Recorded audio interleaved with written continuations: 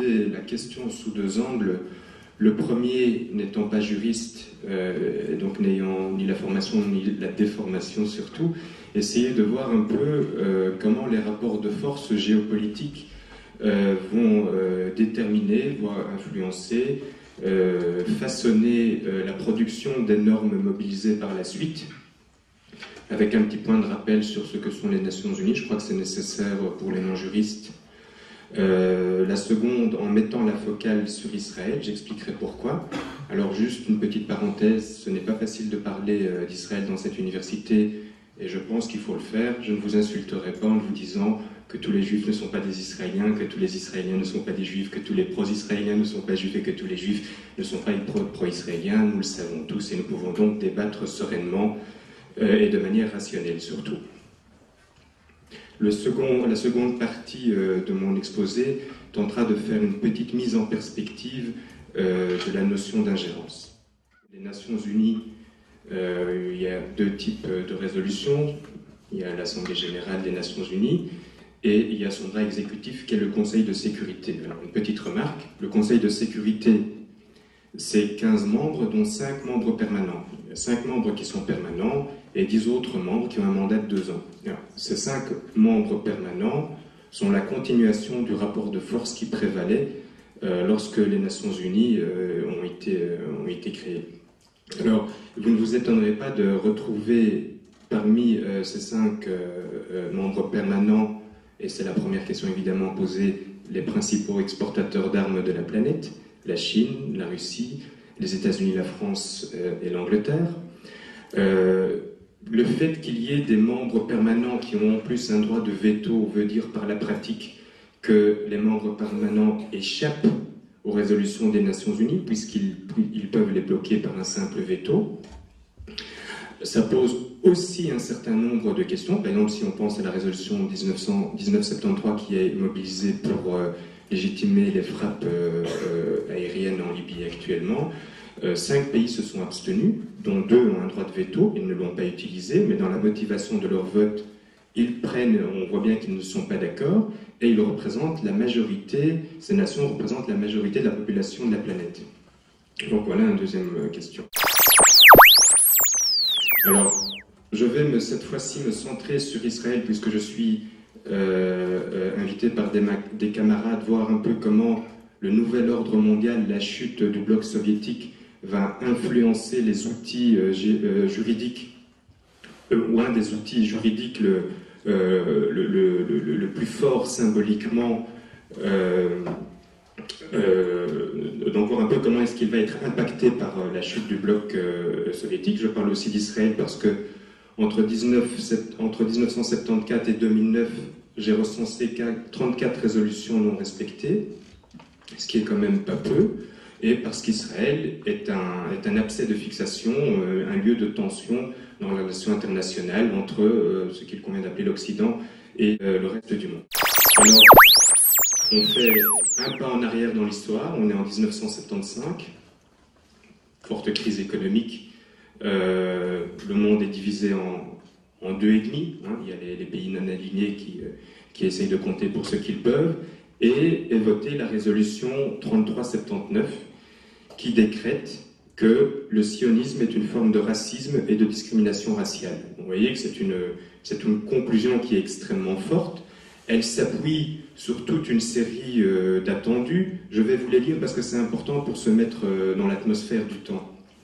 Donc l'Assemblée générale, pour motiver cette qualification du sionisme, rappelle sa déclaration 1994 promulguant la déclaration des Nations Unies sur l'élimination de toutes les formes de discrimination raciale. Elle rappelle sa résolution 3151 qui dit que l'Assemblée générale avait condamné entre autres l'alliance impie entre le racisme sud-africain et le sionisme. L'Assemblée générale prend acte du principe selon lequel la coopération et la paix internationale requièrent la réalisation de la libération et de l'indépendance nationale, l'élimination du colonialisme et du néocolonialisme, de l'occupation étrangère, du sionisme, de la ségrégation et de la discrimination raciale.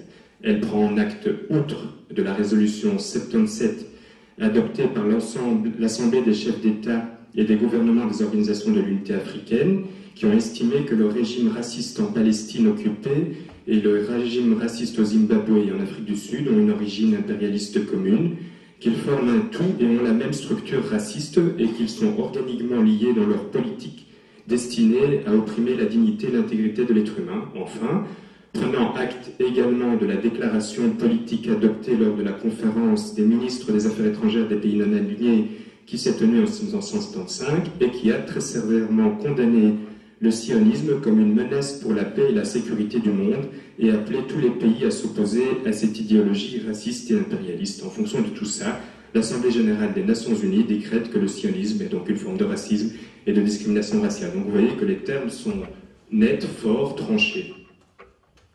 Alors, il est intéressant d'analyser le vote de cette résolution 3379.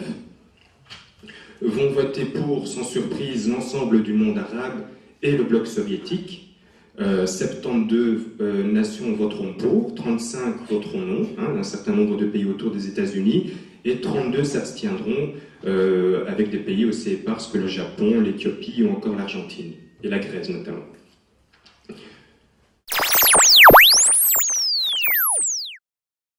On arrive en 1991.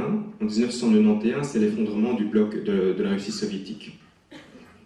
Pour la première fois dans l'histoire des Nations Unies, une résolution des Nations Unies va être révoquée, c'est la seule à ma connaissance. Alors, vous avez vu toute la tartine qui motivait la 3379. Cette résolution très très courte dit simplement « L'Assemblée générale décide de déclarer nulle la conclusion contenue dans le dispositif de sa résolution 3379 du 10 novembre 1975. » Donc on est en 1991, c'est une résolution d'une ligne quasiment. Elle déclare nulle non pas l'entièreté de la résolution, non pas les attendus, mais juste la décision qu'elle contient. Alors on pourrait penser que ce n'est pas une question de rapport international, mais que le regard de la communauté internationale a changé sur Israël. Le problème, c'est que la séance précédente, à savoir la 73 séance plénière de la même année des Nations Unies, consacre sa séance toujours à Israël, demande à tous les États de s'abstenir d'apporter à Israël une assistance quelconque visant spécifiquement les colonies dans les territoires occupés, déplore vivement la collaboration persistante et toujours plus étroite entre Israël et l'Afrique du Sud, spécialement dans le domaine économique, militaire et nucléaire, qui constitue un acte d'hostilité contre les États africains et arabes et qui permet à Israël de renforcer sa capacité nucléaire. Et il y a ainsi toute une série de prises de position des Nations Unies. Donc vous voyez, ce n'est pas la tonalité qui change, c'est le rapport de force politique qui évolue, c'est l'instauration de ce nouvel ordre mondial. Et là, il est intéressant d'analyser le vote de cette résolution qui va rendre caduque la 3379. Alors, vont voter pour 111 nations. Aucun pays arabe ne votera cette résolution, et le seul pays à majorité musulmane qui le votera sera l'Albanie. Si on regarde les pays qui ont voté contre, vous trouverez l'ensemble du monde arabo-musulman, avec les Émirats unis, l'Arabie saoudite. Vont s'abstenir toute une série de pays éparses, anciennement dits pays du tiers-monde, et surtout, pour la première fois, il y a quand même 15 absents. Donc il y a plus d'absents que de personnes, d'États qui s'abstiennent, et pour contre, vous trouvez dans les absents le Maroc, le Koweït, la Tunisie, l'Égypte, et toute une série de pays de ce type. Donc, vous voyez un peu comment, finalement, le droit perd et ne peut que perdre, évidemment, de sa légitimité lorsqu'il est autant conditionné par les rapports de force qui vont de la production des normes à leur mobilisation.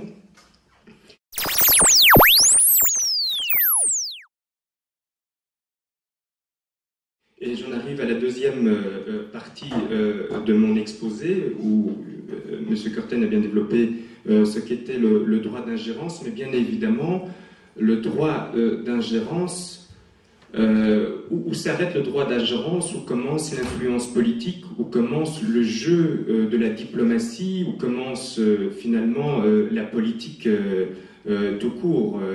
en 1900, au début des années 1992-93, il y a un processus électoral en Algérie qui, par exemple, voit la victoire électorale d'une formation politique qui ne plaît pas aux Français, et les Français vont organiser et soutenir la rupture de ce processus électoral et être en partie responsable, en partie du chaos dans lequel, et de la situation de blocage, on se trouve l'Algérie. Alors on aurait pu parler d'Allende, on aurait pu parler de Mossadegh. Donc vous voyez, il y a mille et une manières de faire de l'ingérence. On peut faire de l'ingérence par des bombes, par de la diplomatie, on peut faire de l'ingérence par la Banque mondiale, par le Fonds monétaire international. Et finalement, la question de cette ingérence ou de cette influence pose la question de la gouvernance mondiale à une époque où nous vivons dans un monde qui est système, qui est où les crises économiques ne s'arrêtent pas. On vient de le voir aux frontières, ni les atomes, comme on le constate également actuellement, ni les migrants. Il faut savoir que si, par exemple, on regarde les 5 principaux pays d'origine des migrants, des réfugiés politiques, des demandeurs d'asile, pour être plus précis, dans l'Union européenne, on se rend compte que ce sont des gens qui viennent de la Serbie, de l'Irak, de l'Afghanistan et de la Somalie. Qu'ont en commun ces 4 pays? Je vous le demande. Tout le monde sait, je suppose. Et puis, il y a donc, si vous voulez, nous vivons dans un monde où la question de la gouvernance mondiale et de sa démocratisation se pose. Parce qu'il y a 2 manières de prendre le problème. On peut se dire, les nations se referment sur elles-mêmes, et c'est à contre-courant de l'histoire et de ce que nous vivons, ou alors les nations organisent des prises de décision démocratiques. Alors, au niveau politique, c'est une démocratisation des Nations Unies.